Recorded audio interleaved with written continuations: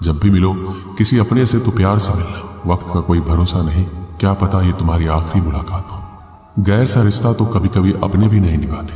जो इंसानियत समझ लेते उन्हें रिश्तों की अहमियत समझने में मुश्किल नहीं होती। जो एक दूसरे के मन का भार मिलकर उठाते वही सच्चे रिश्तेदार होते। माँ बाप का अपनापन भी अलग ही होता है। वो अपने बच्चों के बारे में सोचते सोचते अपने बारे में सोचना ही छोड़ देते। अगर हर व्यक्ति अपना व्यवहार सही कर ले तो काफी कम होगा कि उसे रिश्तेदार गले लगा ले। रिश्तों का अर्थ है दो व्यक्ति जो एक दूसरे की मदद करें, ना कि अपना मतलब निकाल कर मतलब ही बन जाए। घर पैसों से चलता है पर एक कुल रिश्तों से चलता है। हर बार साबित करने की कोशिश में आप कुछ साबित नहीं कर पाएंगे। कभी कभी कुछ कहने से चुप रहना ही बेहतर है। रिश्ते खत्म करने से मुश्किलें खत्म नहीं होगी, शायद दोनों साथ रहेंगे तो मुश्किलें भी आसान हो जाएंगी। रिश्ते वही अच्छे होते हैं जहां दोनों को कहने का बराबर हक मिले। आज रिश्तों की हकीकत ये हो गई है कि सारे रिश्ते झूठे हो गए हैं। आजकल मदद भी रिश्तों में इसलिए ही होती है कि अगर कभी लड़ाई हुई तो एहसान गिना सके। रिश्ते वही है, बस मायने बदल गए हैं। अब हाथ मिलते हैं पर दिल नहीं मिलते।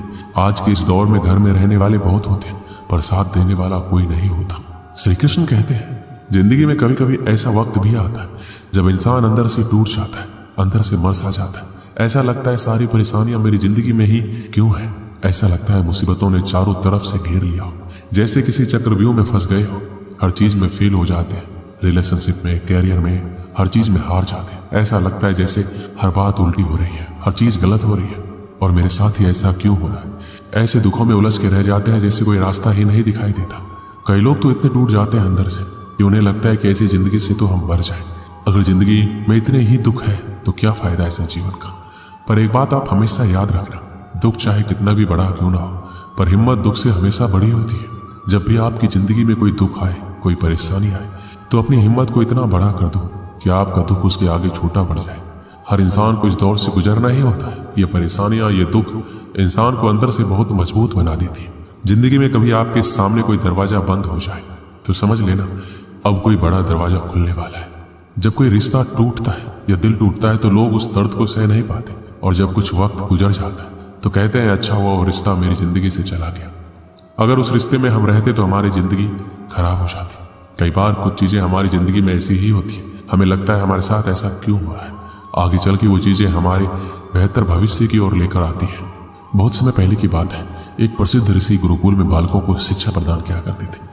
उनके गुरुकुल में अनेक राज्यों के राजकुमारों के साथ साधारण परिवार के बालक भी शिक्षा प्राप्त करते थे। उस दिन वर्षों से शिक्षा प्राप्त कर रहे शिष्यों की शिक्षा पूर्ण हो रही थी और सभी बड़े ही उत्साह से अपने घर लौटने की तैयारी में थे। जाने के पूर्व रिसीवर ने सभी शिष्यों को अपने पास बुलाया। सभी शिष्य उनके समक्ष आकर एकत्रित हो गए। रिसीवर सभी शिष्यों को संबोधित करते हुए बोले, प्रिय शिष्यों, आज आपका इस गुरुकुल में अंतिम दिन है। मेरी इच्छा है कि यहाँ से प्रस्थान करने के पूर्व आप सब एक दौड़ में सम्मिलित हो। ये एक बाधा दौड़ है जिसमें आपको विभिन्न प्रकार की बाधाओं का सामना करना होगा। आपको कहीं कूदना होगा, कहीं पानी में दौड़ना होगा। सारी बाधाओं को पार करने के उपरांत अंत में आपको एक अंधेरी सुरंग मिलेगी जो आपकी अंतिम बाधा होगी। उस सुरंग को पार करने के उपरांत ही आपकी दौड़ पूर्ण होगी। तो क्या आप इस दौड़ में सम्मिलित होने के लिए तैयार हैं? सभी शिष्य एक स्वर में बोले, हम तैयार हैं। दौड़ प्रारंभ हुई। सभी तेजी से भागने लगे। समस्त बाधाओं को पार करने के उपरांत वो अंत में सुरंग में पहुंचे। सुरंग में बहुत अंधेरा था। जब शिष्यों ने सुरंग में भागना प्रारंभ किया तो पाया कि उसमें जगह जगह नुकीले पत्थर पड़े हुए हैं। वो पत्थर उनके पांव में चुभने लगे। उन्हें असहनीय पीड़ा होने लगी। लेकिन जैसे तैसे दौड़ समाप्त कर वो सब वापस रिसीवर के पास पहुंच गए। रिसीवर ने उनसे सवाल किया, शिष्यों, आप सब में से कुछ लोगों ने दौड़ पूरी करने में अधिक समय लिया, कुछ ने कम, भला ऐसा क्यों? उत्तर में एक शिष्य बोला, गुरुवर, हम सभी साथ साथ ही दौड़ रहे थे, लेकिन सुरंग में पहुंचने के बाद स्थिति बदल गई। कुछ लोग दूसरों को धक्का देकर आगे निकलने में लगे हुए थे तो कुछ लोग संभल संभल कर आगे बढ़ रहे थे। कुछ तो ऐसे भी थे जो मार्ग में पड़े पत्थरों को उठाकर अपनी जेब में रख रहे थे ताकि बाद में आने वाले को कोई पीड़ा ना सहनी पड़े। इसलिए सबने अलग अलग समय पर दौड़ पूरी की। पूरा वृतांत सुनने के उपरांत रिसीवर ने आदेश दिया, ठीक है, अब वो लोग सामने आए जिन्होंने मार्ग में से पत्थर उठाए हैं और वो पत्थर मुझे दिखाए। आदेश सुनने के बाद कुछ शिष्य सामने आए और अपनी जेबों से पत्थर निकालने लगे। लेकिन उन्होंने देखा कि जिसे वो पत्थर समझ रहे थे वास्तव में वो बहुमूल्य हीरे थे। सभी आश्चर्यचकित होकर रिसीवर की ओर देखने लगे। मैं जानता हूं कि आप लोग इन हीरों को देखकर अचरज में पड़ गए हैं, रिसीवर बोले। इन हीरों को मैंने ही सुरंग में डाला था। ये हीरे उन शिष्यों को मेरा पुरस्कार है जिन्होंने दूसरों के बारे में सोचा। शिष्यों, यह दौड़ जीवन की भागम भाग को दर्शाती है जहाँ हर कोई कुछ न कुछ पाने के लिए भाग रहा है।